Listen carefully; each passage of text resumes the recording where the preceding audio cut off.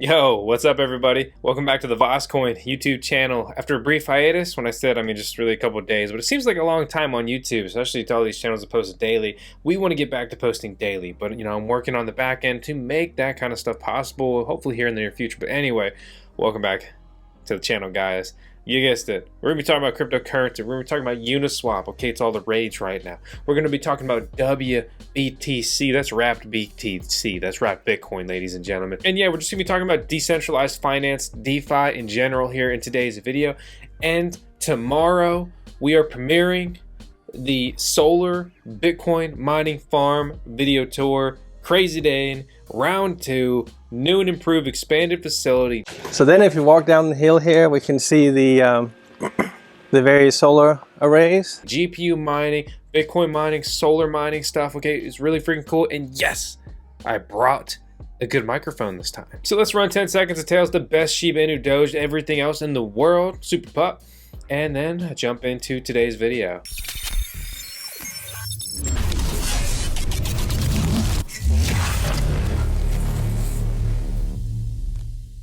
So if you've been a little bit out of the loop, okay, it's all about Uniswap right now. Uniswap, DeFi, this is like the first wave of crypto ICOs in 2017, okay?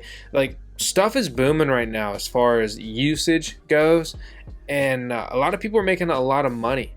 So how can we make a lot of money like them? They don't really want to miss out, especially if we're both here in the crypto space. Well, first, if you want to make money reliably, the first thing you need to do is just understand what's going on and what people are using and kind of how all that's falling and playing together. So in brief, according to decrypt.co, Uniswap is an Ethereum based exchange that allows for anyone to swap ERC20 tokens. Traditionally, token swaps require buyers and sellers to create liquidity. Uniswap creates markets automatically. Uniswap was designed to help solve decentralized exchanges liquidity problems. Uniswap's a protocol for swapping Ethereum ERC20 tokens. Okay, so these are only tokens, ERC20 tokens built on top of the Ethereum blockchain. It's designed to function as a public good, a tool for the community to trade tokens without platform fees or a middleman. And unlike most exchanges, which match buyers and sellers to determine prices and execute trades, Uniswap uses a simple math equation and pools of tokens and ETH to do the same job. So, for example, we've got one Ethereum is worth $150, equivalent to basically 150 DAI here on a centralized exchange, okay? And then let's assume that there's a move in the market that pushes the price of Ethereum to 100 on the centralized exchange. Okay, due to that, our price on Uniswap will be off, okay? And so this creates an arbitrage trading opportunity. What arbitrage trading is simply trading coins, say at X exchange and Y exchange, and there's a price difference, and you're buying the low and you're selling the high as far as that price difference goes. It's an age-old trading technique. In response, someone can now put the ETH back into the pool, draw out the DAI, and then sell the DAI back for ETH on the centralized exchange for profit, and then repeat. They do this until the pool has balanced out and reflects the current market price on a different exchange. So they're basically going to abuse, or I shouldn't say abuse, utilize Uniswap until that arbitrage trading opportunity is no longer there. The critical thing we're trying to understand Uniswap here is basically it's holding pools of the token you want to trade as well as Ethereum. So you're putting your DAI coin in and then you're getting your Ethereum out. Or you're putting your Ethereum in and you're taking the DAI out. It's basically just that simple, and don't complicate it. That's the brief summary of Uniswap. So let's look at decentralized finance and dapps and kind of how all this starts to tie together, okay? Dapps are designed to be global from day one. Whether you're in Texas or Tanzania, you have access to the same DeFi services and networks. Of course, local regulations apply, etc., etc. Okay, so these are permissionless to create, permissionless to participate. Anyone can create DeFi, anyone can use DeFi apps. Unlike finance today, there's no gatekeepers. You want to use a bank like Capital One, Navy Fed, you got to sign up with them. You can't just go on to Navy Decentralized Federal Credit Union and start taking part in it. you got to be vetted. You got to be a member of KYC and everything like that. A lot of these DeFi dapps, they don't have KYC, and that really makes them more decentralized than anything else. I'd like to thank today's video sponsor, kickx.com, who are offering a $100,000 buyback of Kick tokens at a price of 0.00015 per token. This is taking place in only 6 days from the time of this video airing. From here, you can basically check out what's going on, how to participate, and all of those details will be linked out in the video description below. If you're wondering what the current price of Kick token is, it's currently 0.000027 USD. Interoperability is such a critical thing here, okay? So the new DeFi applications can be built or composed by combining other DeFi products, okay? Stable coins plus decentralized exchanges plus prediction markets can be combined, and now you got a whole new product. A couple projects might already come to mind, but we're not focused on that today. Moving forward, we look at this. We got stable coins and decentralized reserve banks like the Maker DAO. It's a stable coin project. Maker is the stable coin project where each stable coin called DAI is pegged to the US dollar and backed by collateral in the form of crypto.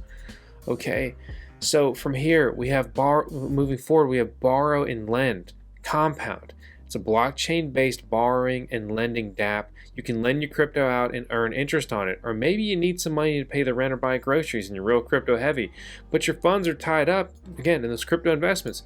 You can put your crypto in here and then borrow against it. Then they have automated token exchanges, Uniswap, which we just talked about. Again, a cryptocurrency exchange run entirely on smart contracts. Prediction markets like Augur, which kind of sums up that dApp we talked about earlier. Synthetic assets.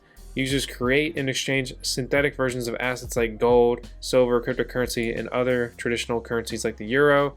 They're backed by excess collateral locked into synthetic contracts. It goes on, but this is like all of the blooming DeFi, decentralized finance directions. Like, this stuff is amazing. It's really cool. But what's WBTC? Here's everything you need to know, according to Vladislav Shabanov. I probably said his name wrong. Okay, so Wrapped Bitcoin is an ERC20 token that went live in 2019 on the Ethereum network. But DeFi is booming, and WBTC is booming since then. It's picked up massive momentum recently. The main purpose of WBTC is to bring the functionalities of the Ethereum network to the most dominant cryptocurrency on the market, Bitcoin. WBTC was first announced on the Kyber network blog in a post there, and it's a ERC20 token that is backed one-to-one with Bitcoin. However, it has a unique governance structure and consensus mechanism that differs from that of Bitcoin and Ethereum. WBTC is a DAO project, decentralized autonomous organization that uses a federated governance model. In other words, the community has a voice in terms of decision making in the direction of the project. However, custodians that store the Bitcoin and burn the WBTC, and the merchants that WBTC are minted to and burnt from are the gatekeepers into the governing body. Okay, so the network is governed by multi-sig contracts that require signatures from the DAO members before a new individual is allowed to join or leave the governing body. BitGo is the first and only custodian. However, they've alluded to the idea that there will be more custodians in the future, and that's at the time of this post. Speaking of BitGo, though, historic fee pressure plaguing the Ethereum blockchain is forcing one of the decentralized finance's DeFi's hottest projects to consider swapping tires while driving. What could go wrong? Everything, obviously. Digital asset trust company BitGo is in the process of reaching out to community partners to build an Ethereum sidechain due to heightened fees.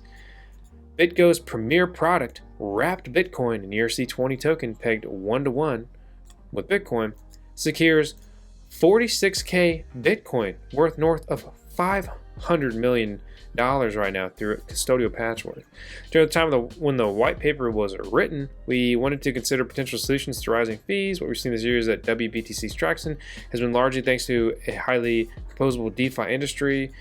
Reach out and embark on a side chain together. We've talked about this recently. Ethereum fees are at all-time highs. Okay, and this is one of the reasons why mining Ethereum is so incredibly profitable right now, whereas the price movement has been good, but nothing, out of this world by any means. And this is a big deal, because if DeFi starts going to other blockchains, Ethereum is going to lose a lot of steam, a lot of usage, and thus it should subsequently lose a lot of value. There are 3 larger blockchain players coming for Ethereum's crown from a more technical angle: base layer interoperability, and that's going to be Near Protocol, Polkadot, and Cosmos. All this DeFi stuff is absolutely crazy right now. For example, crypto platform FTX lists Uniswap index as DeFi mania continues. Look at the liquidity on Uniswap. Look at the volume. This stuff's insane. Like, absolutely freaking sane. So what do you think about DeFi? What do you think about wrapped Bitcoin? What do you think about Uniswap, decentralized finance, these dapps, decentralized applications that are all being built on top of it? You think this stuff's the way of the future? Or is this just kind of like the DeFi bubble, kind of like the ICO bubble?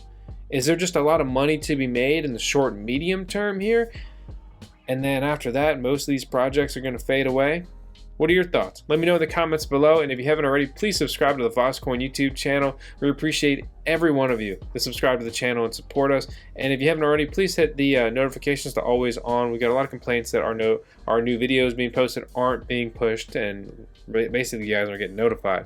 So please hit the thumbs up, comment. I'll see you on the next one.